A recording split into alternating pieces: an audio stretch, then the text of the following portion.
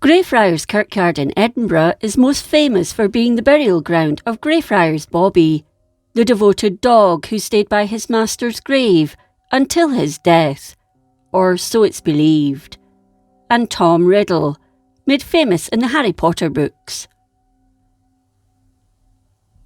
It's also famous for its Covenanters' prison and the signing of the National Covenant on 28 February 1638, when Scottish nobles, churchmen and ordinary folk demanded Scottish rights with regards to the church and state, as Charles I wanted to impose the English church system on the country. It's also the burial place of James Douglas, Regent of Scotland, George Buchanan, historian and reformer, and the architect William Adam. Alan Ramsay, the poet, James Hutton, known as the father of modern geology, Alexander Monroe Primus, surgeon and anatomist, and his son, Alexander Monroe Secundus, and William McGonagall, given the unfortunate title of Scotland's worst poet, are also buried within the kirkyard. During the 16th century, the Reformation took place. Greyfriars until that point had been a monastery to monks known as the Greyfriars, due to the colour of their garments. The church was dissolved by statute on 24th August 1560, and the friars left for the Netherlands. What they left behind were the ruins of the friary and the lands on which it stood. In April 1561, the Town Council of Edinburgh looked for new burial grounds, as the one at St Giles was crowded. They asked the young Mary Queen of Scots for permission to take over the friary and its grounds. She granted this permission on 17th August 1562. A new boundary wall was erected, in line with the old monastery wall, until it joined up with the existing one. The old gateway was built up, and a new one erected at the foot of Candlemaker Row. In 1613, a hanging lock was provided for the new gate, but over the centuries became lost until 1841, when it was dug up. In 1565, the friary buildings were cleared, and the stones were used either for the new toll booth or for building the wall around the graveyard at St Giles. The church was founded at Greyfriars in 1620, with the first service taking place on Christmas Eve that year. It's claimed that this was the first church built in Scotland, following the Reformation. Until 1591, burials were only permitted in the northern half of the cemetery. The uppermost yard was held in the hands of the local magistrates, who on 13 September 1566 leased the land for 4 years to Baillie John Sim, who today would be seen as a benefactor. He was tasked with the rebuilding of the mid-wall between the burial place and the yard, and inserted the door in the eastern wall. He paid for the door himself, but stated that any honest man could enter. James Douglas, the Earl of Morton, was the first person of note to be buried in Greyfriars Cemetery. He was executed on 2nd June 1581 by the Maiden, an early form of gibbet or guillotine. Following his beheading, his head was stuck on an iron spike at the old toll booth, while his body was carried off during the night and buried in the cemetery. In December the following year, his head was removed at the behest of the Privy Council and buried with his body.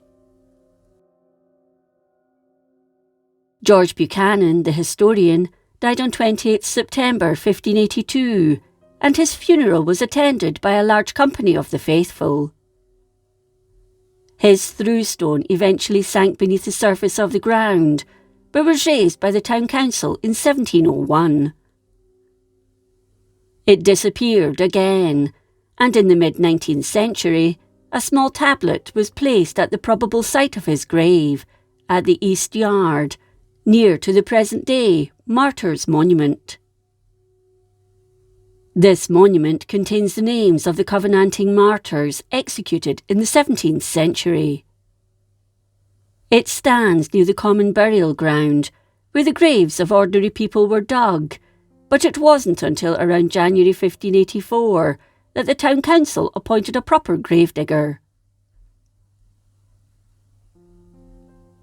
An Act was passed on 15th March 1590 or 91 by the council, which agreed to permit the bodies of Alexander Clark, an ex-provost, and David Kinloch, a baxter or baker, to be buried in the Over Kirkyard at Greyfriars.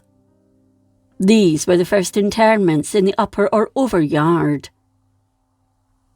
Demand increased, and the council were obliged to open this yard for the use of the public. Curiously, the town council leased the grass of the graveyard, but in the winter of 1586 to 87, the duty was remitted on account of the plague. In 1596, the grass was leased to someone named Home for £45.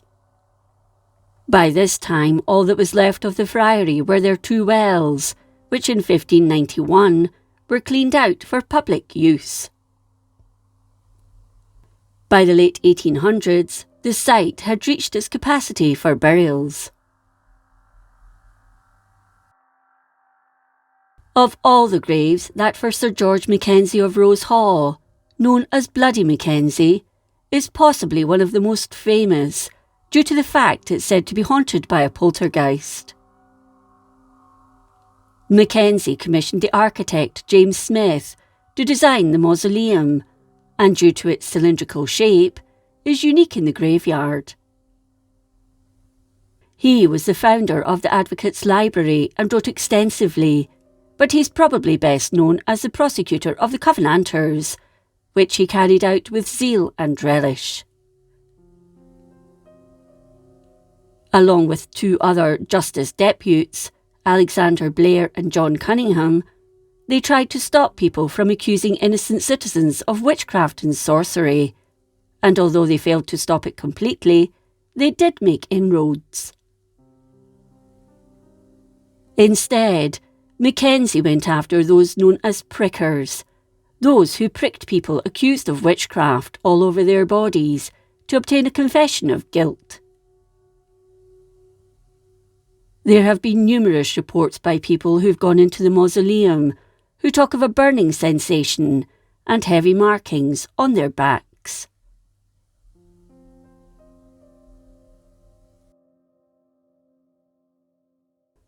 Greyfriars Bobby, the little terrier who stayed at his master John Gray's grave for 14 years, remains a draw for tourists and locals alike. He died on 14th January 1872, aged 16, and was buried not far from both Gray and James Brown, the sexton who befriended him. It has been suggested that the story of Greyfriars Bobby is a myth, dreamt up by Victorians, but we may never know for sure.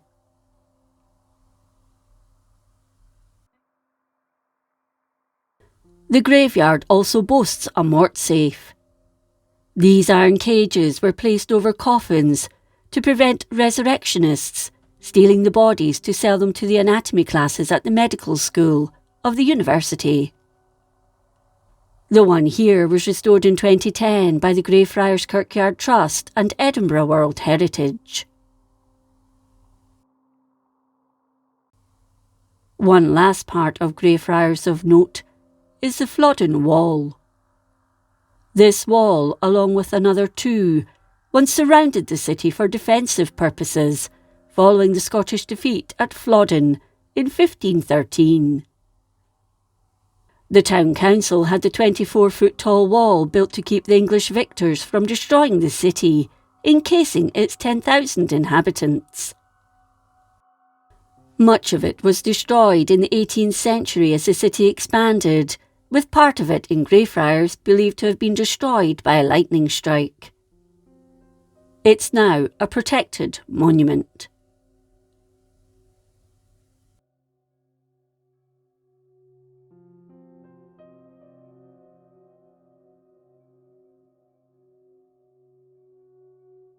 If you enjoyed this episode of Scotland's History, please like, comment and subscribe. Until next time, thank you for watching.